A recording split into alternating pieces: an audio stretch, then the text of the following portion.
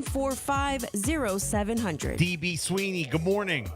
How's it going? Hey, good morning. It's Bill and Jessica, Power 1017. How are you? Welcome. Couldn't be better. Yes, thank you so much for checking in. We're in Ocean City, Maryland. Where are you calling from today? I am just outside of Chicago. Oh, wow. Okay. Oh, Chi-Town. Very good. Is that where you're from, or is that just where you are for work? No, I live here now. I lived here about 8 years. I'm from Long Island, New York. Okay, well, being a New York guy moving to Chicago, who's got the best pizza? New York. Everything else about Chicago Okay, because is you know better. I'm a pizza critic too, so one bite everybody knows the rules. So I just wanted to You have to be nice to Chicago people because they're really good about everything else, but they have no objectivity about their pizza. So you just have to be gentle and let them down easy. That's Okay, nice. That's that deep dish, right? Yeah, it's more like quiche. Right. More like quiche. And quiche is terrible. Hey, well, look, DB Sweeney, again, thank you so much for checking in. We appreciate it. I was looking here at, your resume, and you've been in a lot of different films. I can't believe 8 Men Out is 1988. Is that for real, or is that a typo?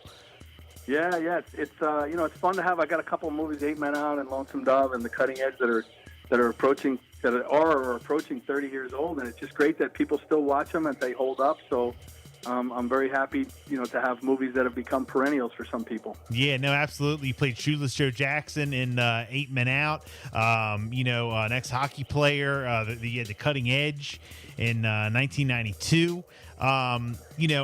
Going back, you've been doing this a while. All through the 90s and into the early 2000s. And we'll get to the new movie coming up in a sec. But how is, acting and how is the industry different now than it was back then? Well, I came in sort of like at the end of the golden age of Hollywood. I got the great opportunity to work with some people like James Caan and James Garner and some of the greats from the golden era of Hollywood. And nowadays it's much more corporate. Right. There's still good things being made, but it's just a different experience. And, I'm glad that I've had this longevity, but I certainly think that the actor's contribution is less prized now than it was in the beginning of my career. Okay. And, now it's sort of the stars are always appreciated, but there was a real respect for the craft of the actor that is not really as present now.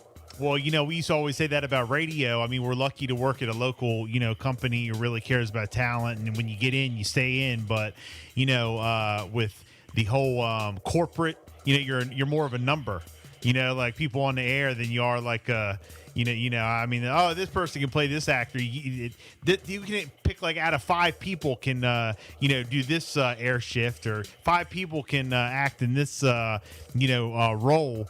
As of back then, I guess it was, I have to have DB Sweeney. I have to have him, or we can't even do the movie. Like, is that kind of, I know it's a little extreme, but is that kind of what you're talking about?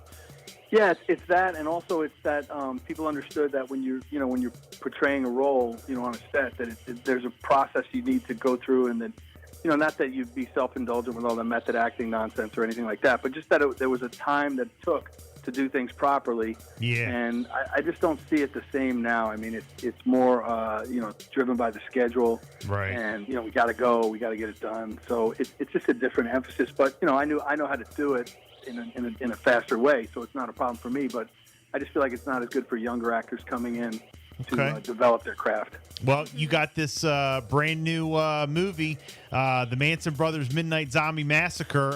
It's going to be released in theaters and on demand September the 10th. Talk about it. Tell us a little bit about the movie. Yeah, it's written by 2 guys, Chris Margaitis and Mike Carey, who were professional wrestlers in the 90s. And, there was a local circuit that you'd never see on TV, places like Toledo, Ohio, and Springfield, Illinois, whatever the case may be, where they would do these wrestling performances in front of 300 or 500 people, and it was a real thriving subculture. And these guys both lived in it and worked in it. So it's very interesting that they wrote a movie about wrestlers, and it's a comedy, which is always my favorite kind of movie to make. And I had never made a zombie movie, so I just thought the combination of comedy, wrestling, and zombies was unbeatable. Are you a fan of The Walking Dead? I never really took to it. I've watched it a little bit. But the Shaun of the Dead, I think, is a great example of like that zombie comedy genre, and Okay.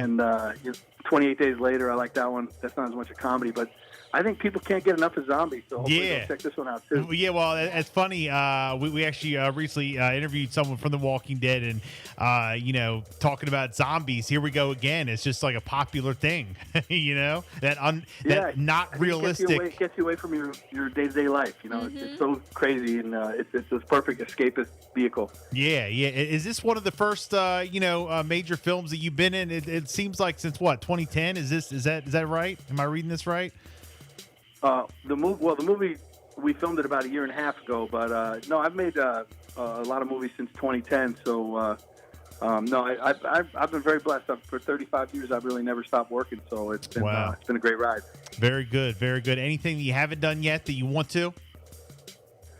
The theater was my first love, and I really enjoy being on stage. I think that's going to be the slowest part of our business to come back because, fears of the pandemic and so forth. And the audience for theater tends to be older than the audience for movies. So I just don't know that we're going to get a packed room full of people, to watch live theater anytime soon, which is very sad to me. But, I'm hopeful. Right. Now, and where on demand are we going to be able to see it? Is there like... It's on iTunes, and if you go to mansonbrothers.com, you can find out if it's playing in a theater. It's playing in about 15 different cities. And I'm not sure if there's one right near your listening area, but if people want to go to iTunes, you can find it there as well. Okay, very good. The Manson Brothers Midnight Zombie Massacre, released in theaters and on demand September the 10th. DB Sweeney, if people want to get up with you, want to follow you, or the movie, in fact, you guys got social media? Yeah, it's Real DB Sweeney on Twitter and on Instagram, and try to give people a little laugh there once in a while. Very good, very good. Well, listen, enjoy that Chicago pizza, and make sure you give them a little New York flavor. And thank Absolutely. thank you so much for checking in, man. We'll definitely be checking out the film. Thank you. Thank you very much. Have a good one. Hey, and that about does it. 9:54. We're out of here for today. It's time to go. Have a great rest of your Throwback Thursday. Stay tuned all day today. We're going to do, play more throwbacks each hour throughout the day. Mix them in. Also, 12 noon, got the old school lunch. During that, more music midday. Bianca 1 to 5. Tops cut all 5 to 7. You definitely don't want to miss them on Throwback Thursday. And D-Light tonight. So have a great rest of your day. We'll be back on your radio tomorrow morning for your Friday. It's a Bill and Jessica show, 9:54. Good morning. Power 101.7 is sending you on a